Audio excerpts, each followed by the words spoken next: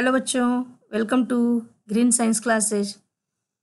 बच्चों, आज आप लोग को हम पढ़ाने जा रहे हैं परिवहन। अब क्लास 10th के बायोलॉजी का ये तीसरा चैप्टर है परिवहन, जिसका मैंने एक वीडियो आप लोग को बना करके दे दिया है। उसमें पहला वीडियो मैंने आप लोग को क्या पढ़ाया था, पहला पार्ट में पौधे में परिवहन मैंने आप लोग को पढ़ा दिया है, और आज मैं आप लोग को जंतुओं में परिवहन पढ़ाऊँगी। तो बच्चों, जंतुओं में परिवहन के लिए जैसे उच्च श्रेणी के जो जंतु होते हैं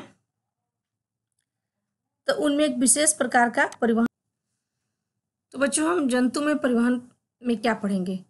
उच्च श्रेणी के जो जंतु होते हैं उनमें एक विशेष प्रकार का परिवहन तंत्र होता है जो 3 मुख्य अवयव से मिलकर बना होता है। तो किस किस अवयव से मुख्य अवयव उनका कौन कौन सा है?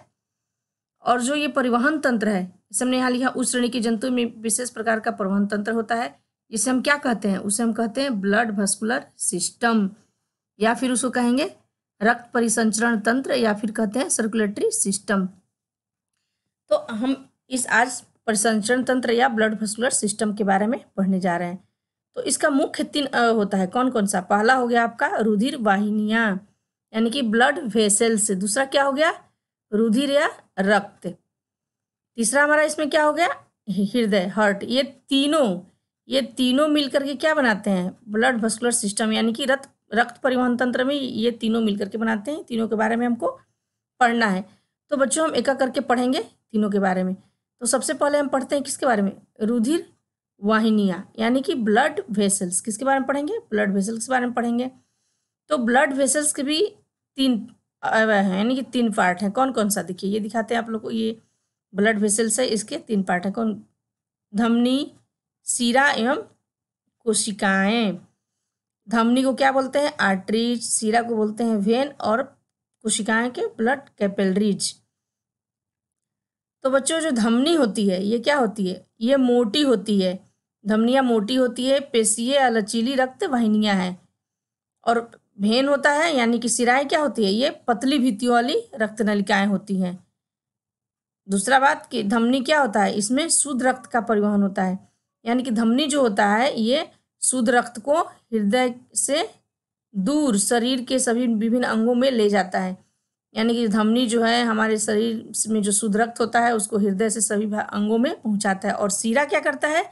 तो सीरा जो होता है ये शरीर के विभिन्न अंगों से अशुद्ध रक्त को हृदय में लाता है। आप लोग इसका अंतर समझ गए कि धमनी में क्या होता है? शुद्ध रक्त का परिवहन होता है, और सीरा में अशुद्ध रक्त का। तो ये अंगों की गहराई में होती है। कौन? धमनियां अंगों की गहराई में पाई जाती है। और वेन, सीरा, आप लोग देखे होंगे कि सीरा जो होता है शरीर में प्रायः क्या होता है? त्वचा के नीचे पाई जाती है, जो कहीं कहीं स्थान पे हरा रंग का दिखती है हमारे शरीर में। वो क्या होता है? वो शीरा होता है। ठीक है बच्चों, अब जो रक्त वाहिनी जो होती हैं, ये धमनियां जो होती हैं, इनका प्रवाह क्या होता है? तेज होता है। अब आप पूछेंगे कि ये जो मैं बता रही हूँ शुद्ध रक्त क्या है? शुद्ध रक्त किसको कहेंगे? तो मैंने नीचे ये दिखाया है। शुद्ध रक्त किसे कहते हैं? ऑक्सीजन युक्त ऑक्सीजनेटेड ब्लड को शुद्ध रक्त कहते हैं। यानी कि ऑक्सीजन जो रक्त होगा उसको हम शुद्ध रक्त कहेंगे, जो धमनियों में बहता है। और अशुद्ध रक्त किसे कहेंगे? बी ऑक्सीजनित रक्त, यानी कि इम्प्योर ब्लड, जिसमें ऑक्सीजन नहीं रहेगा उसे हम कहेंगे अशुद्ध रक्त। ये कहाँ बहता है? ये शिराओं में होता है। ठीक है, तो ये 2 चीज़ हम पढ़ लिए, धमनी और शिरा। आप लोग को हमेशा ये पूछते रहता है एग्जाम में कि धमनी और शिरा में अंतर बताएं। मैंने ये सामने इसीलिए लिख दिया है ताकि आप इसका अंतर भी पढ़ लेंगे, अंतर भी समझ में आ जाएगा। ठीक है, तो अब हम पढ़ते हैं कोशिकाएं के बारे में। ब्लड कैपिलरीज, ये पतली पतली रक्त वाहिकाएं होती हैं। क्या होती हैं? ब्लड कैपिलरीज, ये पतली पतली रक्त वाहिकाएं होती हैं जो शरीर में जाल की तरफ फैली रहती है। ये पूरे शरीर में जाल की तरफ फैली रहती है। ये बालों की तरफ पतली होने के कारण क्या कहते हैं? हम इन्हें कोशिकाएं कहते हैं। ये धमनी से निकली हुई सबसे लंबी पतली शाखाएं हैं, जिनके सिरे आपस में संयुक्त होकर सिराएं बनाते हैं जो रक्त को हृदय में वापस लाती हैं। ये ब्लड कैपिलरीज है। ये पूरे शरीर में जाल की तरफ फैली रहती है। तो ये हमारा 3 पार्ट कौन कौन सा हो गया रुधिर वाहिनियां का, यानी कि ब्लड वेसल्स। पहला जो हमारा पॉइंट था कि हमारा जो परिवहन तंत्र है वो 3 चीज से मिलकर बना होता है। कौन कौन? रुधिर वाहिनियां, ब्लड और हृदय। पहला में अभी पढ़े क्या, रुधिर वाहिनियाँ। रुधिर वाहिनियाँ में 3 हो गया, धमनी, शिरा और कोशिकाएं। तो धमनी भी हम पढ़ लिए, शिरा भी पढ़ लिए और कोशिकाएं भी पढ़ लिए। और इस बात समझ में आ गया कि धमनी में क्या होता है। धमनी में बच्चों ऑक्सीजन युक्त रक्त घूमता है, यानी कि प्योर ब्लड होता है, और शिरा में इम्प्योर ब्लड, अशुद्ध रक्त होता है।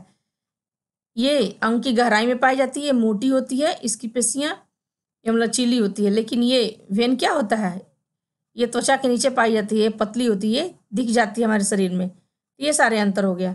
अब हम अगला पढ़ेंगे। इसके बाद हमारा आता है, क्या आपको दिखाते हैं, अगला हमारा आता है ब्लड। क्या है हमारा, ब्लड यानी कि रुधिर। तो रुधिर के बारे में हम पढ़ लेते हैं कि रुधिर क्या है, यानी कि हमारा ब्लड क्या है, रक्त क्या है। तो रुधिर क्या है, एक तरल संयोजी ऊतक होता है, और इसका रंग क्या होता है, लाल होता है। खून का रंग कैसा होता है बच्चों, तो लाल होता है। क्यों लाल होता है, तो इसमें हीमोग्लोबिन नामक प्रोटीन पाया जाता है। हीमोग्लोबिन नामक प्रोटीन के कारण इसका रंग लाल होता है। और इसका पीएच कितना होता है, किसका, रक्त का। रक्त का पीएच होता है 7.4, यानी कि ये 7 से ज़्यादा है। पीएच का मान क्या है, 7 से ज़्यादा है। ये 7 से ज़्यादा है तो क्या हो गया, ये क्षारीय हो गया। अगर किसी भी विलयन का या घोल का या किसी चीज़ का अगर पीएच क्या होता है, 7 से ज़्यादा होता है, तो उसे हम कहते हैं क्षारीय। इसकी भी रक्त की प्रकृति क्या होती है, क्षारीय होती है। अब ये जो ब्लड है, रक्त है, इसके भी 2 घटक होते हैं। क्या होते हैं, इसके 2 घटक होते हैं। कौन कौन से, एक होता है ठोस घटक और दूसरा है हमारा तरल घटक। तो ठोस घटक में भी आते हैं कौन सा, रक्त कण आते हैं, और तरल में आता है प्लाज्मा। तो ये रक्त कण है, ये भी तीन भागों में बटा है, यानी कि 3 अवयव से मिलकर बना होता है। कौन कौन, लाल रक्त कण, श्वेत रक्त कण और प्लेटलेट्स। लाल रक्त कण को क्या कहते हैं, रेड ब्लड कॉर्पसल्स यानी आरबीसी। श्वेत रक्त कण को क्या बोलते हैं, डब्ल्यूबीसी, व्हाइट ब्लड कॉर्पसल्स। और तीसरा हमारा हुआ प्लेटलेट्स, पट्टिकाणु।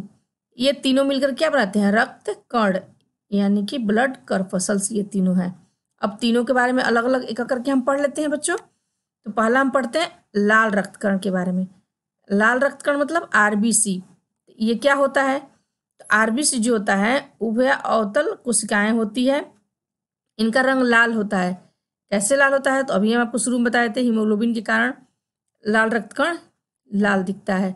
और ये हीमोग्लोबिन क्या करता है, हीमोग्लोबिन ऑक्सीजन एवं CO2 का बारी बारी से परिवहन करता है। यानी कि जो हीमोग्लोबिन है, जब हम सांस लेते हैं अंदर, तो क्या करता है, ये ऑक्सीजन को कैरी करता है और ले जाता है, रक्त में ले आता है, और रक्त के साथ संयोग करके क्या बनाता है, रक्त में जाता है, तो ये ऑक्सीजन के साथ संयोग कर बनाता है ऑक्सी हीमोग्लोबिन। और फिर ये जाकर के अलग हो जाता है, ऑक्सीजन को छोड़ देता है, हीमोग्लोबिन अलग हो जाता है। फिर ये ऑक्सीजन क्या करता है, कोशिकीय श्वसन में भाग लेता है। उसके बाद कोशिकीय श्वसन होता है, जिसके फलस्वरूप क्या निकलता है, कार्बन डाइऑक्साइड। फिर इस कार्बन डाइऑक्साइड को हीमोग्लोबिन कैरी करता है और कार्बोक्सी हीमोग्लोबिन बनाता है, और फिर इसको ले जाकर के इस कार्बन डाइऑक्साइड को ले जाता है फेफड़े तक। यानी कि हीमोग्लोबिन दोनों का कैरी करता है, ऑक्सीजन को भी और CO2 को, बारी बारी से इसका परिवहन का काम करता है। अब हमारा तीसरा क्या है, स्तनधारियों और मानव में लाल रक्त कोशिकाओं में क्या होता है, केंद्रक नहीं पाया जाता है। ये पॉइंट बहुत ही मोस्ट इंपॉर्टेंट है। हमेशा बच्चों ये पूछता है क्वेश्चन कि मानव की लाल रक्त कोशिकाओं में केंद्रक पाया जाता है कि नहीं, तो नहीं पाया जाता है। अब इसकी संख्या कितनी होती है लाल रक्त कण की, तो लाल रक्त कण की संख्या होती है आरबीसी की 5 × 10⁶ प्रति घन मिलीमीटर होती है। ये बहुत ही ज़्यादा है, कितना, 5 × 10⁶ प्रति घन मिलीमीटर। और हम देख लेते हैं कि अगर हमारे शरीर में लाल रक्त कण यानी कि आरबीसी की कमी हो जाए या हीमोग्लोबिन की कमी हो तो कौन सा रोग होता है, एनीमिया, या उसको और क्या कहते हैं, रक्तल्पता।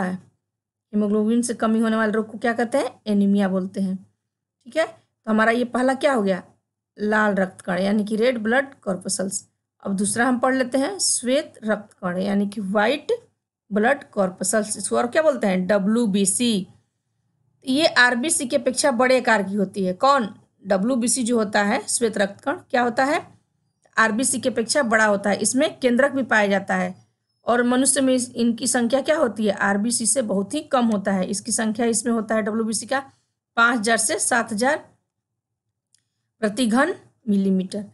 तो इसकी संख्या बहुत कम होती है, किससे, आरबीसी से। और इसका आकार भी बड़ा होता है आरबीसी से। इसमें केंद्रक भी पाया जाता है। ये सारा चीज़ अंतर हो गया। यह कहाँ पाया जाता है? तो डब्ल्यूबीसी हड्डियों की मज्जा, लिम्फ गांठों आदि में बनते हैं। अब तीसरा हमारा आ गया प्लेटलेट्स।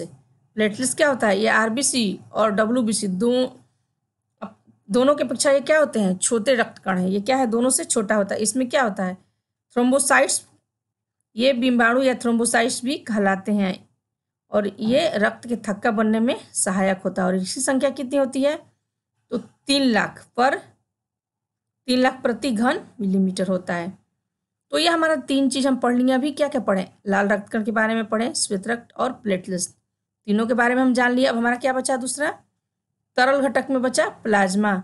चलिए बच्चों, हम प्लाज्मा के बारे में पढ़ लेते हैं कि प्लाज्मा क्या होता है। अब पढ़ते हैं हम प्लाज्मा। तो आयतन के हिसाब से जो ये प्लाज्मा होता है, पूरे रक्त का करीब 55% होता है, यानी कि 55% क्या होता है? ये पूरे रक्त का प्लाज्मा ही होता है। और प्लाज्मा में क्या क्या पाया जाता है? तो प्लाज्मा में 90% जल होता है, 7% प्रोटीन होता है और 0.9% कार्बनिक लवण, थोड़ा ग्लूकोज भी होता है, वसा और विटामिन भी पाए जाते हैं। किसमें? प्लाज्मा में। अब प्लाज्मा में जो प्रोटीन होता है उसको क्या बोलते हैं? प्लाज्मा प्रोटीन बोलते हैं। इस प्लाज्मा प्रोटीन में होता है फाइब्रिनोजेन होता है, प्रोथ्रोम्बिन होता है, हिपैरिन होता है। और ये क्या करता है? रक्त के थक्का जमने में ये भी सहायक होता है। रक्त के थक्का जब जमने लगता है तो उस प्रक्रिया के समय फाइब्रिनोजेन क्या होता है? अलग हो जाता है। तो उस जब अलग हो जाता है फाइब्रिनोजेन, जब प्लाज्मा से अलग हो जाता है तो उससे हम क्या कहते हैं? सीरम कहते हैं। जैसे मैंने यहाँ लिखा है, सीरम क्या है? फाइब्रिनोजेन रहित प्लाज्मा को सीरम कहते हैं। यानी कि जब प्लाज्मा से फाइब्रिनोजेन अलग हो जाता है, रहित मतलब अलग हो गया, तो उसको क्या कहेंगे? उस प्लाज्मा को हम सीरम कहेंगे। ठीक है बच्चों, समझ गए? प्लाज्मा भी हमारा खत्म हो गया है अब। यानी कि हमारा अब ये देखिए, आप लोग को हम तीनों दिखा दिए। ये हमारा रक्त के 2 हो गए, ठोस और तरल घटक, दोनों हमारा खत्म हो गया। हमने ये तीनों पढ़ लिया और तरल के बारे में भी पढ़ लिया। अब थोड़ा सा हम लोग रक्त के कार्य पढ़ लेते हैं कि ब्लड के कार्य क्या होते हैं। तो रक्त के कार्य क्या हुए? ये तो पहला हम आप लोग को बता दिए कि ऑक्सीजन का परिवहन करता है, जिसके फलस्वरूप क्या होता है? कोशिकीय श्वसन होता है। और दूसरा हम क्या बताए थे कि श्वसन के समय बनने वाली CO2 को ये वापस फेफड़ों तक ले जाते हैं। यानी कि ऑक्सीजन और कार्बन डाइऑक्साइड दोनों का क्या होता है? ये परिवहन करता है हमारे शरीर में। इसका ये कार्य हो गया। दूसरा कि यह उत्सर्जित पदार्थों का भी परिवहन करता है और कहाँ ले जाता है? इन्हें गुर्दों तक, यानी किडनी तक ले जाता है, और जहाँ पे रक्त से छनकर मूत्राशय में चले जाते हैं वो। और तीसरा क्या हुआ? ये हमारे शरीर में ताप का भी स्थिर रखता है। कैसे? श्वसन के समय जो मुक्त होती है जो ऊर्जा, तो ऊर्जा के साथ क्या होता है? उत्पन्न होने वाली उष्मा को पूरे शरीर में ये फैलाता है, जिससे शरीर का ताप हमारा स्थिर रहता है। ये सब रक्त के कार्य हुए। और यह संक्रामक रोगों से हमारे शरीर का रक्षा करता है, यानी कि रुधिर की ये सब कार्य हो गए। एक चीज़ और आप लोग को बताते हैं कि अगर हमारे शरीर में ब्लड कितना है, उसकी कैसे मात्रा निकालेंगे बच्चों? तो एक सामान्य व्यक्ति के अंदर रक्त की मात्रा जो होती है 85 मिलीलीटर पर किलोग्राम होता है। ये कैसे होगा? शरीर के हिसाब से। यानी कि मान लीजिए किसी का मान लीजिए शरीर का भार क्या हो गया? 45 किलोग्राम है, तो उसके शरीर में कुल रक्त कितना हो जाएगा? 85 × 45, यानी कि जो शरीर का भार है उसमें कितना से मल्टीप्लाई किए? 85 मिलीमीटर पर किलोग्राम से। तो कितना हमारा आ गया? ये देखिए, मल्टीप्लाई किए तो यहाँ आ गया 3825 मिलीलीटर। इसको लीटर में बदल लिए तो 3.82 लीटर हो गया। यानी कि ये रक्त हमारे शरीर में किसका? जब वजन 45 किलोग्राम है तब।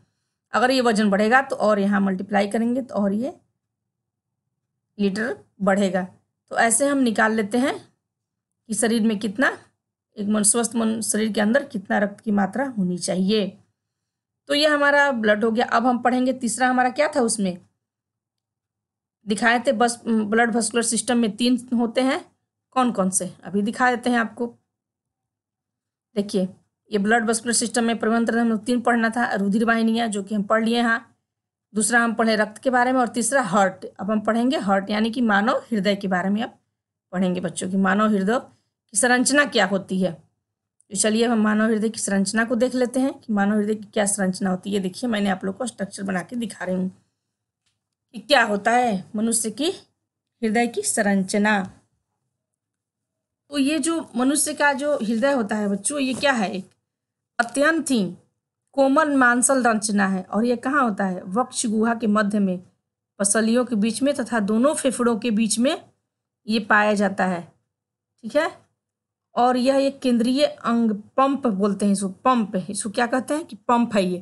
तो पंप इसको क्यों बोलते हैं? क्योंकि रक्त पे ये दबाव बनाकर क्या करता है, पूरे शरीर में रक्त का परिसंचरण कराता है, इसलिए इसको हम बोलते हैं कि ये पंप है। क्या है?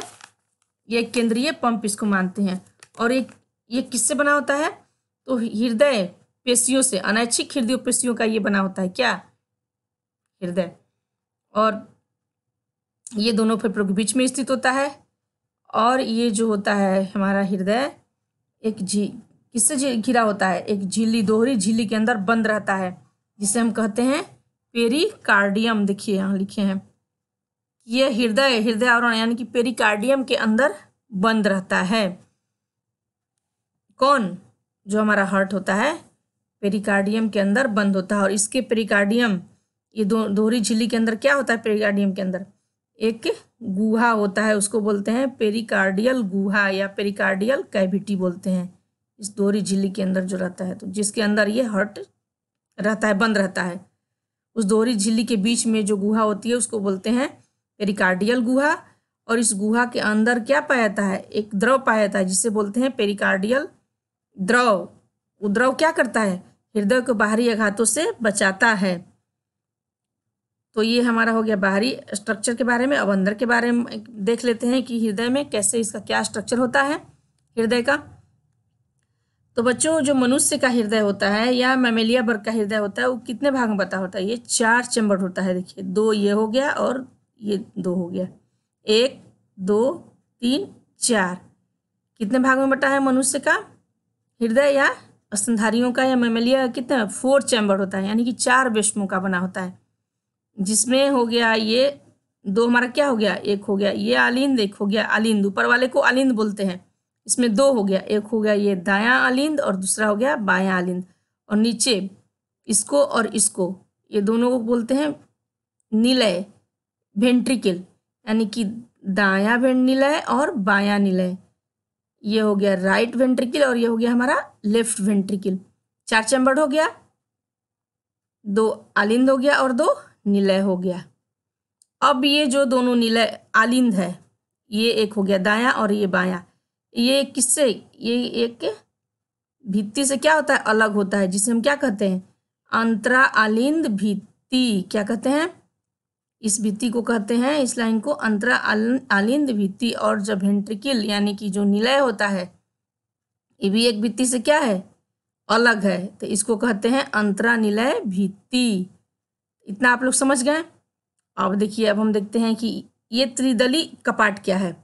तो ये हमारा हो गया बायां आलिंद और ये हो गया हमारा बायां निलय। ये दोनों के बीच में ये कपाट पाया जाता है। कौन सा?